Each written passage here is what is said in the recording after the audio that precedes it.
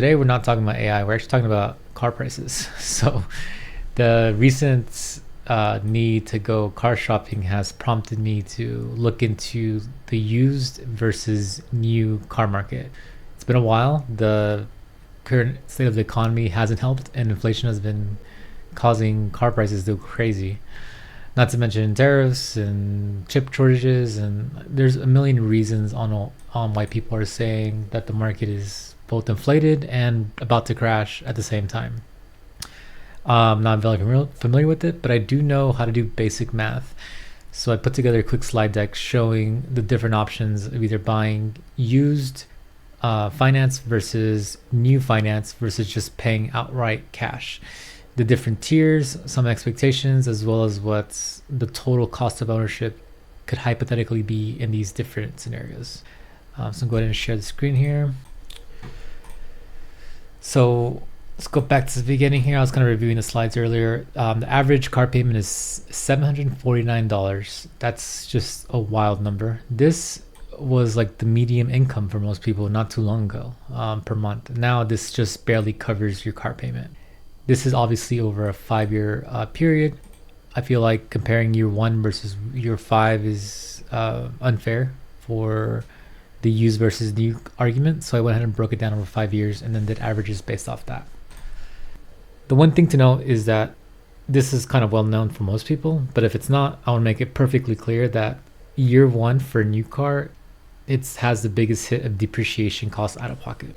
If you buy a $49,000 car, on average, your highest cost in owning this car will be the depreciation as soon as you take it off the lot. It's like when you buy like any kind of electronic, or let's say you go buy the newest iPhone. The second you get the new iPhone, you open up the box, immediately it sells for less because it's considered used.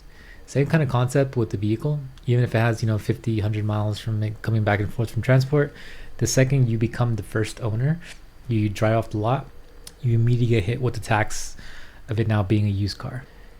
10 grand divided over 12 months for just owning the car itself is crazy. And then by the time you get to the selling point 5 to 7 years later, you're only getting back like 27. Obviously, cars themselves are not an investment vehicle. They're a depreciating asset. That doesn't mean that we cannot make smart choices when buying a vehicle. 20% in year 1 is just a crazy number, and I thought this was inflated. I thought it was kind of a assumption that was maybe incorrect. That was not formulated in math. But after using AI to kind of do analysis on depreciation of new versus used vehicles, 20% seems actually pretty reasonable, and it's pretty wild that that's accurate. There's other factors besides the actual depreciation that people don't really factor in. I was kind of naive about this when I was early, young in my younger years. New cars that are financed often require higher insurance requirements. So whenever a car is not paid off, usually the bank or the lender requires a higher premium. Expectations for like average cars is around $2,800 to $3,000 per year, which is a crazy amount. Honestly, that's more than what previous per month payments used to be like 10 years ago. But that is what insurance costs nowadays. Whereas if you have an older vehicle, the cost of replacing that vehicle plus maybe the reduction of full coverage can lower your overall cost in insurance by quite a bit, in some cases by half. And obviously the next thing to account for is the interest rate. I think most people know to account this whenever they're financing a vehicle, but it's a little misleading because you see the rates, the promotional advertisements that people do on new cars, and you see the 6.3% or the 2.99 or the 3.99 on the window sticker, and you think, oh, I'm getting a good deal. And it is technically a better APR, but the base amount that it's financed is so much greater than a used car that even if you're saving money on the interest rate, you're ultimately paying more in interest over the 5 years. Even in this scenario that I put on the screen here, paying a higher interest rate at 11.43, which is honestly, I was looking around on credit unions and bank websites. I didn't see anyone actually advertise that rate. So I'm not sure where this rate is being pulled from. It's from Experian. The average I saw was around 8 to 9% for a used car. But even at the inflated 11.43% for a used car, you actually save money in the long run over the 5 years because the loan amount is much smaller. It's just the nature of compounding interest and how the larger number you start with, the more you end up paying over a period of time. So we have three buyers, the same budget problem. So option A, you decide to go buy a brand new vehicle. Let's say you stick with the average cost of a new car today of 49,000. You either get a decent mid trim or maybe a basic trim, and you finance it over 6% or 6.39% with full coverage required. That's what most people do. I think that's kind of the standard thing to do, and that's what dealerships would love for you to do. Then you got someone that's a little bit, let's say, more savvy with their money or more wise with the depreciation costs. So they will always shop used. They stick in a 5 to 7 year range. They were able to find a decent car for about $25,000, which honestly is a pretty large budget for a good used car, especially in that year range. You often find vehicles with loaded trim at that price point. They might be older, but they might have all the bells and whistles that were previously released when it was new. Let's assume that you're paying the highest finance possible for a used car, and you're not shopping at those shop here, pay here, whatever those loan scammy places are where they're charging 18 to 20 something percent interest. You just go with your standard credit union or bank and you're paying 11.43%. Since it is finance, you might have to pay full coverage. Typically, however, the full coverage is less than a brand new car because the replacement cost is significantly less. You might want to even be able to include like roadside assistance or something like that on the policy, and you still end up less than what you would pay for full coverage on a new vehicle. And then you have option C, which is the buyer that decides to save up some money. They have 25K sitting in the bank and decide to buy the used vehicle upfront cash. Not use that for down payment on a new vehicle, but instead just outright pay for vehicle cash. Insurance requirements are of their choosing. They can choose the state minimums and pay very little insurance per month, or even bump it up a little bit and pay a little more insurance, but have the kind of policy that allows them to have full coverage at a reduced cost. It's important to note that when you have a vehicle leased, not leased, but financed, you are not in control with how much the deductible could be. Most of the time, there are some requirements on deductible, and they're pretty low. So on a new car, you might have a $500 to $1,000 deductible per the lender, and that will result in a really expensive coverage plan. Whereas if you buy a used car cash and you have the same insurance, you might be able to do like a $4,000 or $5,000 deductible, which I think is ridiculous. I think the max my current company goes up to is like $2,000 deductible, and I can pay very, very little for my actual vehicle insurance per month. So obviously this is not exactly the same car. Option A, it's a new car. B and C is a used car that's around the 5 to 7 year mark, and they're usually better equipped than option A. It just seems like newer cars have a million trim levels. You can very quickly go from a $40,000 base car to a $60,000 max trim car with hybrid and all the features included. So I wanted to kind of do the average and use the $49,000 for baseline.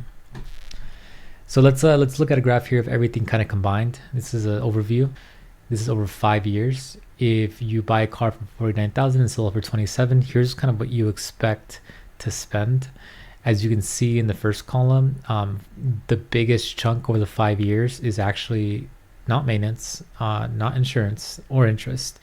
It's actually depreciation. Depreciation is the biggest bucket that you lose over the period, the first 5 years. Whereas a used car, the depreciation is still a significant chunk of the mix, but it's not as much, and the overall cost of ownership for a car that gets you from point A to point B is significantly less. And then obviously the cheapest option is if you were to pay everything up front, you don't have monthly payments, so all you're really dealing with is insurance over the 5 years and the expected maintenance. And we'll talk about maintenance on used vehicles here shortly. So let's kind of view a breakdown of all the numbers, and these are all, again, hypotheticals. I am using obviously percentage calculators to get these numbers and using averages. This is not on an actual vehicle I'm looking at. It's just hypothetical numbers to help me kind of process the ideas here. So if we look at the new vehicle, you paid $49,000 for it. At year 5, you sell it for 27, which honestly, for me buying vehicles in the past, that's about right. The expected depreciation is about 22,000. So over the 5 years that you just held the vehicle, just because it's a depreciating asset, you lost $22,000, which is just crazy. You paid about $7,500 in interest. That's money that went straight to the lender's pocket for giving you the privilege of borrowing their money. Then you paid insurance, which again is not something that you'll ever get back. It goes straight into the insurance company's pocket. And then you pay for maintenance. Obviously, maintenance is required in order for this vehicle to continue running and serve its purpose. I'm less annoyed by paying for maintenance than I'm paying for the other two. Paying the bank and paying insurance just doesn't leave a good taste in my mouth. So over 5 years, your car that you paid $49,000 for, even after selling for $27,000, really end up costing you about $48,500.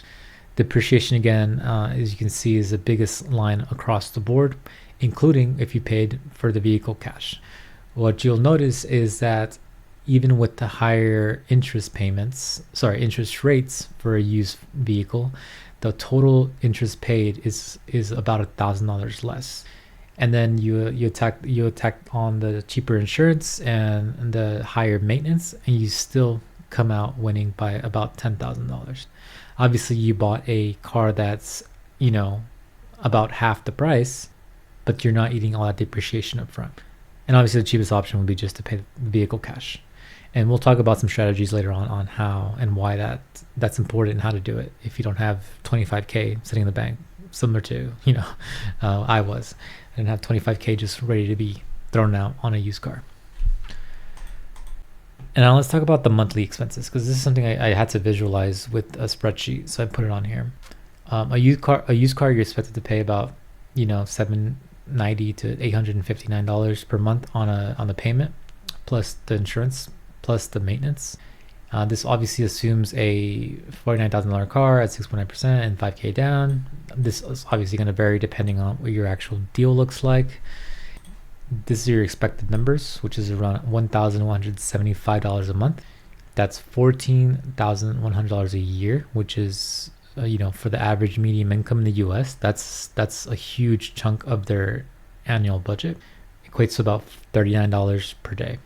Let's say you went a little more conservative and you bought a used car. Your monthly payment, insurance, and maintenance would be around $750, which is about, a little bit less than half of what you would be paying at the monthly level for a new car. And per year, you're about $9,000. So $9,000 versus $14,000 for a finance vehicle, you're looking at $25 per day. And finally, the used car paid cash, $0 payments, because obviously it's outright paid. Insurance costs are lower because you can choose what that insurance cost would be. This is again assuming average full coverage for the vehicle. I've seen as little as $40-50 a month for bare minimum insurance in my state.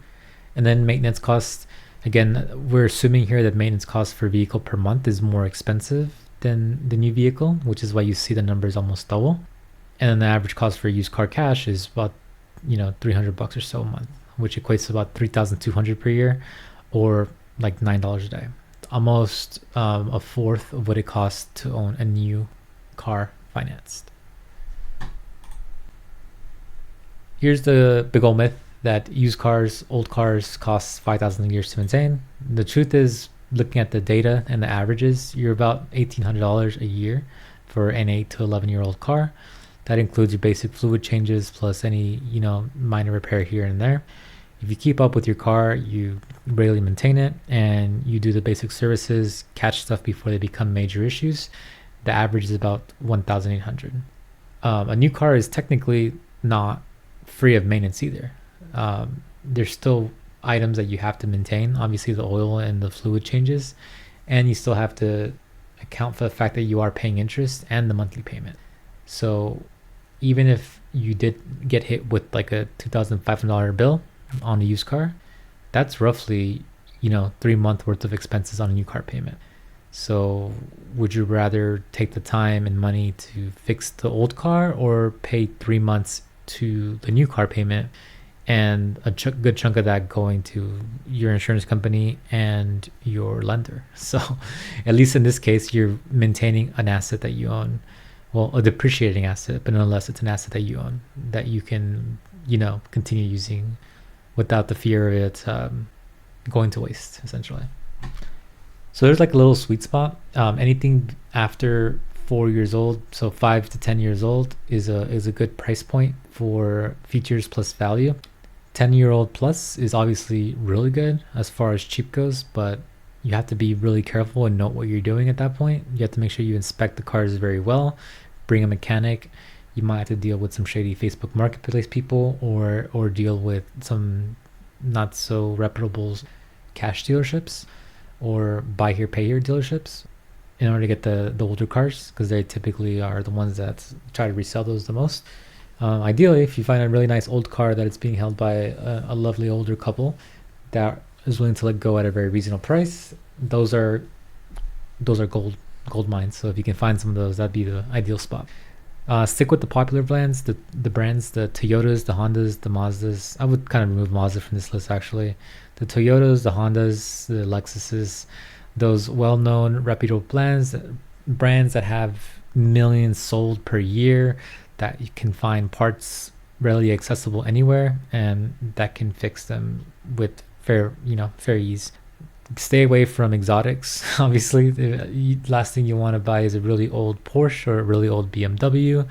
There are some exceptions to this, obviously, but when picking those vehicles, if you do get in trouble and you cannot fix yourself, or you cannot find a good mechanic that will fix at a reasonable price, going to dealerships on these luxury brands will end up costing you a lot of money.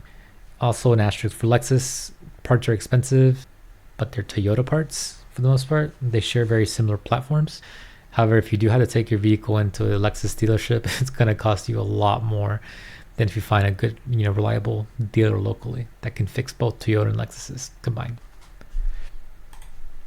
So one thing to know is that a $40,000 base vehicle off the lot is often not the highest tier anymore. So before, $20,000 vehicle base trim was standard, and then you get up to $40,000 and you get a really nice vehicle, hybrid, all the features, best fuel economy, even all the dealer add-ons included. You still would stay under 40 grand. Nowadays, 40 grand barely gets you out the door. The new Camrys, the new Altimas, like all the new mass-produced vehicles can reach 40 grand very easily, depending on trim level.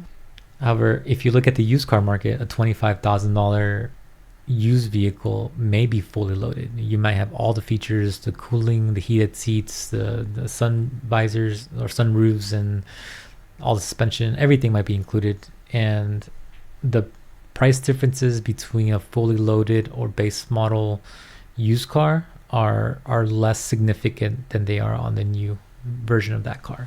Obviously, you're going to see some wear. But most of the time you get more comfort with more features than your basic trim models. So if you're able to find a really good old Lexus SUV, you might be buying into one of the highest trim models that might have been worth $60,000, $80,000, $100,000 back in the day, and now is selling for $20,000. So you get everything you need and some nice technology. Might be a little bit outdated, but you're riding in style, versus a new car where you might have the basic features with the worst seats with plastic parts everywhere that will show the showmanship of the current model of cars. All right, so the non-negotiables. This is a list that people should be looking at in the used car market. So stability control is a federal rule in 2012. Backup camera required as of May 2018. Obviously, if there's recalls on the vehicle that you're looking at on the used market, look it up for free. There's obviously, you can do a Carfax, or you can just look up the VIN number on the national website. AEB, if it's a family car, it's common since 2018. Make sure that you look at the trim levels. Obviously, if you have vehicle and children and pets in the car, you really want to worry about the safety data. There's published ratings everywhere, and you can get that for free based off the year and the model. Honestly, we're in 2026 right now. If you look at cars between 2018 and 2020, most mid-trim vehicles have most of these features already installed. So this is the kind of sweet spot if you're looking at 5 to 7 years. A lot of these vehicles share the same safety features, backup camera, electronic brake features. All that stuff is included in most vehicles nowadays, mainly because they're being mandated by law and required by these manufacturers to participate in these safety programs. And the only thing you really get in these newer vehicles is more government surveillance and tracking. But that's a video for another day. And you get like better infotainment screens and things like that. You often get a slightly more efficient engine, and you might get a slightly more visually appealing car. It's not the standard cookie cutter designs that were in the mid 2020s. Okay, what if you don't have 25K? Most people don't. It's a pretty large amount to have to deal with, and realistically, this is a good area for most people to buy a used car if they want something nice and something reliable that they will have very little problems over the next few years and get plenty of miles out of before selling it again and upgrading when the used car market shifts. Start with something smaller. So 10 to 15K gets you a pretty reliable car that takes you from A to B. I've seen some really cheap Priuses that get you 40-50 miles per gallon, and realistically are in the 5 to 7K range. So like if you just need a commuter car, there are cheaper vehicles. You can spend 25K and get something really, really nice, especially in the older range of cars. And realistically, what you would be saving is around that 750 to 1175 a month out of pocket expense. Remember that like ultimately you're gonna spend money whether you do it through monthly payments or through one lump sum. It's just whenever you do it through payments, the hidden fees of interest, maintenance, and insurance costs, not including gas, because gas is very region dependent, sneaks up on you and it's kind of spread over time. So it's hard to notice. But realistically, the 25K that you're saving up over 5 years comes and goes quickly when it comes to the new car. So yeah, I would say aim for a lower target. You can also kind of stack things up. So I was kind of recreating this, but let's take a look here. One thing I like doing is to kind of have tiers. So you can start with a 5 to 7K car, and then your next tier be a 10 to $20,000 car, and then eventually get to like the 25 to 50K car. And then anything above that, anything used above 50K, you can get some pretty sick luxury vehicles, older but luxury vehicles. Some of the bigger, SUVs, more reliable, $300,000, $500,000 vehicles, mile vehicles. So in the $3,000 to $5,000 range, you're expected to save, maybe $200 to $300 per month. If you save $200 to $300 per month, you're looking at a period of 1 to 2 years to be able to pay for this car cash. You drive this car for the next 2 to 3 years, and instead of making a monthly payment, you might be able to take the difference, so scale up to maybe $500 to $1,000 per month in savings. Put this in a standard kind of index fund account. By the time this car sells, let's say you sell it for 5K plus you saved up, let's say 10 to 15K. That gets you a total price car of about a $20,000 car. And then you kind of do the same thing. So let's say you sell the car for 15K after a period of few years, then the money saved over those few years lets you stack to a more expensive car. So instead of you going down in car every year because car prices keep going higher and higher, you instead start by transitioning to a very cheap car in the goal and the pursuit of getting rid of your new car payment. Then you save money, the difference that you would be paying otherwise to a car company, like your lender, and then store that and pay up towards a more expensive car. And if you feel like this is still too cheap and still not good enough for you and your family, then continue saving. Obviously, you have no monthly payment at this point because you've upgraded paying cash, and then eventually you get to the higher tiers. I'm currently sitting at this tier. I was able to pay a vehicle off pretty quickly and done some maintenance on my current vehicle to get to this point. And who knows, maybe in a couple years I'll be able to get a nice Lexus 570 or something nice in that range that's more luxury, more reliable, more on the 2016 trims, and above. So yeah, let's kind of finish off these slides here. When does new or lease actually make sense? For the most part, if you have a really killer deal that is validated not by a dealer but by like a third party, financial advisor or someone that you trust that can run the numbers and tell you like, yeah, this is actually a really good deal, run with it. If there's specific tech and features that you just cannot compromise on, for example, some people really like the brake assist features where you kind of let go of the pedal while stopped and it freezes. Most cars have it, but some don't. So you might need to buy a new car that has that specific features. If you just have the money or you want zero headache and you're willing to pay for it, then consider a lease or buying a new car, right? If you have the money, obviously a new car is not even an issue. This is another video for you. And if you are in the mood of always trading up cars because you need it for a job to look flashy and to show an image, or you just kind of have that money to spend, then obviously it doesn't make sense for you to buy a used car. And then there's state rules. Some states actually require you to have specific smog requirements or safety features implemented. Again, we talked about the automatic emergency braking. So if your car obviously requires this and looks like it's going to be a national thing, obviously if you're selling a vehicle that does not have it after the standards apply, then no one's taking your car. So make sure that those important features that are now law are applied to your vehicle. Which again, if you're buying a fairly recently priced new vehicle, used vehicle, then it'll most likely already have it. And then the part that no one really talks about, just a $300 difference between new and used cars saved up over the next 30 years, which let's assume that's the working life of most people's careers at an average 7% rate. That's about $366,000 and only contribute, $108,000 of that. A lot of that is market growth and assumptions that you get a 7% rate, which is currently a very conservative amount. So note that the payment isn't just expensive, it's actually impacting what you can do with that money for your future. Don't get sucked into that trap of spending money on a car because it makes you look cool or because it's something flashy that you want. But also note that it is directly contributing to your retirement and some other financial goals you may have in the future. It's something that I've been debating with for a while, and it's pretty clear now that I will not be part of the new car market for a very long time unless I have like a few money and I can just throw it around. So used car for me for a while. The math doesn't make sense for me, and I don't mind sending my car off to a repair shop when I do need to repair it.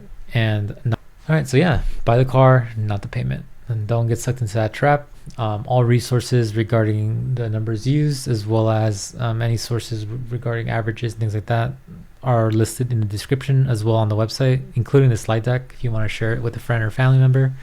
This is day 14 of creating a YouTube video every day for the next 30 days. I will be on tomorrow, and let's see what we talk about then. Have a good one.